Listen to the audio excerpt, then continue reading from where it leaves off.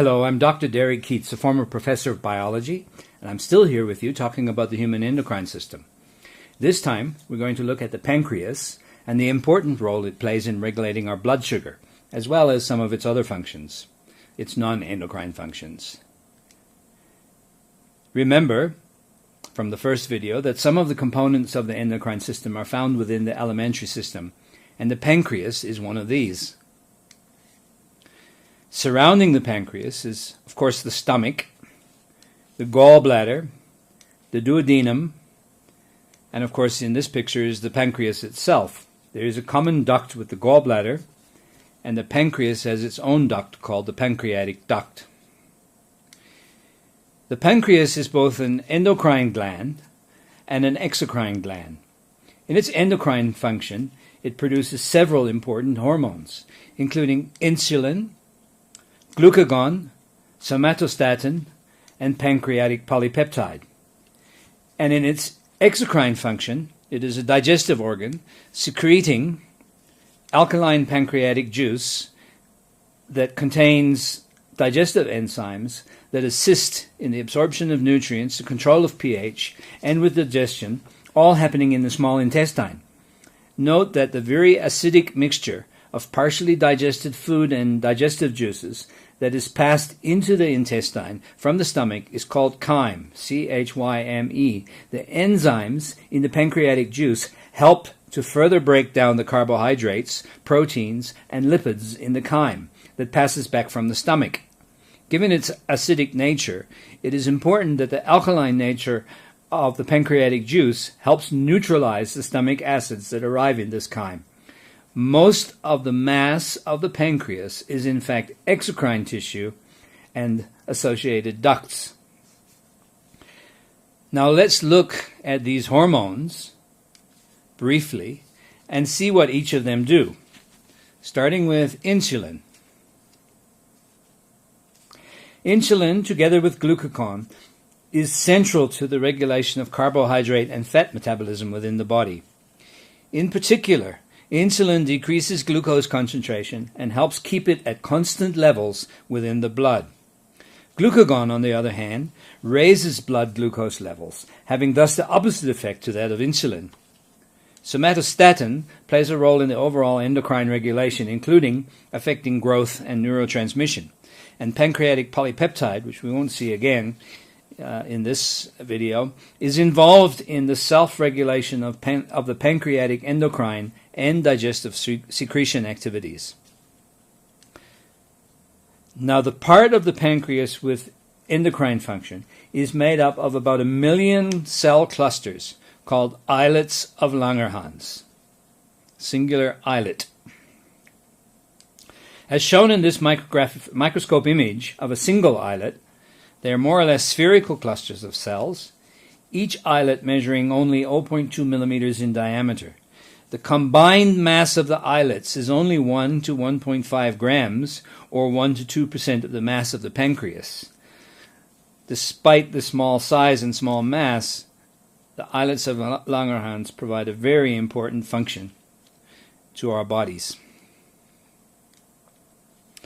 Hormones produced in the islets of Langerhans are secreted directly into the blood flow by at least 5 types of cells, of which we can mention 4 here. Alpha cells produce glucagon, and glucagon is stained red in the micrograph. Beta cells produce insulin and amylin, which make up the bulk of the cells, up to 80% by mass. Insulin is stained green in this micrograph, and as you can see, it dominates the field of view. Delta cells produce somatostatin, and PP cells produce pancreatic polypeptide. In case you're wondering, the bluish-purple color here are the nuclei of the individual cells that make up the islet. Incidentally, the islets were discovered in 1869 by a German pathological anatomist named Paul Langerhans, who was only 22 at the time. And as an aside, he later made a major contribution to my own field of marine biology, having spent quite a bit of his time working on marine worms. The other type of cells in the pancreas form structures called acini, The singular is axinus. Digestive enzymes are secreted into the lumen of the axinus and then accumulate from the axini in ducts that drain into the main pancreatic duct, which in turn drains directly into the duodenum. We're not going to come back to these in this video. Now, imagine you. Imagine eating. Imagine eating a heavy plate of food like this, or even something a bit healthier. Think of what is in that food. Carbohydrates, proteins, fats, salts, fiber, and even toxins. Have you ever thought about how your body deals with all of this intake? If you ate a meal like this with so many carbohydrates and you had no means at all to control the glucose in your blood, it would reach toxic levels and eventually this would kill you. That's where our friend the pancreas comes in. And the tissues of the pancreas that are important here are those that comprise the islets of Langerhans. Now remember that the islets of Langerhans produce insulin, and insulin is a peptide hormone composed of 51 amino acids. This is true in humans, but the structure of insulin varies a bit among different species of animals. Now here's something you could do. Can you remember what is a peptide? You should review that. If you can't remember what a peptide is, you should pause the video and do a bit of Googling to find out, but not too much Googling, just a little bit. Insulin causes cells in the liver and muscle tissue to take up glucose from the blood, storing it as glycogen, a starch-like molecule, as you may recall, inside these tissues. It promotes the absorption of glucose into the cells for use as an energy source for cellular respiration. Insulin also stops the use of fats as an energy source by inhibiting the release of glucagon. Insulin is provided within the body in a constant proportion to remove excess glucose from the blood. Of course, the glucose that is converted into glycogen can be converted back to glucose when it is needed if the blood glucose levels fall below a certain normal level. Insulin has other functions in the body as well, but we're not going to cover them here. You may wish to explore this further on the internet or in your own reading. Now let us look at another pancreatic hormone, glucagon. Like insulin, glucagon is a peptide hormone secreted by the pancreas. It causes the liver to convert stored glycogen into glucose, which is essential to the bloodstream. Glucagon thus promotes the release of glucose into the bloodstream when levels fall below optimum. Glucagon and insulin are part of the feedback system that keeps blood glucose levels at stable level.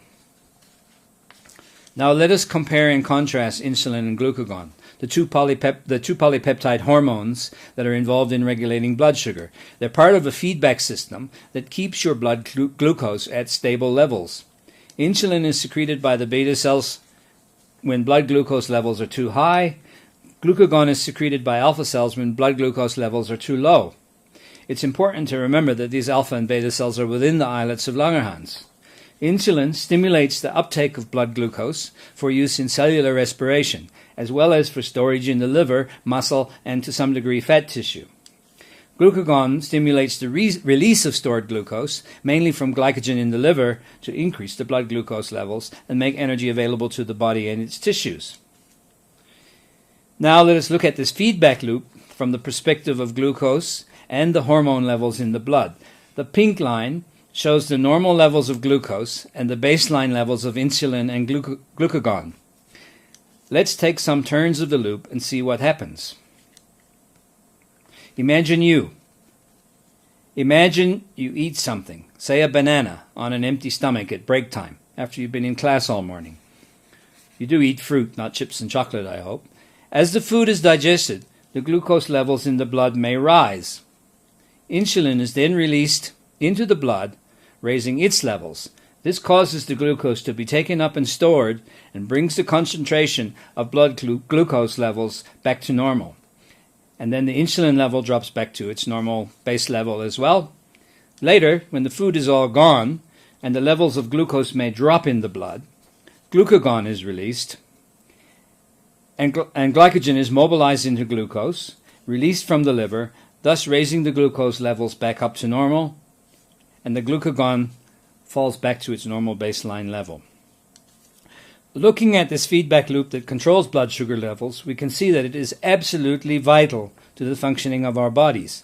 What happens when this feedback loop fails because a part of it ceases to function?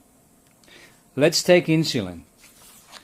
If its effectiveness is reduced, or it's not produced at all, then we have a condition known as diabetes mellitus, or just diabetes. There are two main types of diabetes, referred to as type 1 and type 2 diabetes. Type 1 diabetes results from the body's failure to produce insulin, and presently this requires a person to inject insulin in order to survive. Type 1 diabetes usually manifests itself during childhood, but it can also manifest in adults, although this is much rarer. Type 2 diabetes involves insulin resistance of sorts. Cells fail to use insulin properly. Beta cells are not able to increase secretion of insulin to overcome this resistance, and this is sometimes combined with a deficiency of insulin production as well, which exacerbates the problem. This type of diabetes usually manifests itself in adulthood, often around middle age. There is a third type of diabetes called gestational diabetes. This occurs in pregnant women who have never had diabetes before and causes a high level of blood glucose during pregnancy. If it is treated properly, it usually goes away after birth of the child, but if it is not treated, it can endanger both the fetus and the mother. A few more things that you should note about diabetes mellitus. Types 1 and 2 diabetes are chronic conditions. That is, you have them for life. They can't be cured, only treated. 285 million people have type 2 diabetes as of 2010. Which means that this type of diabetes accounts for 90% of all diabetes cases.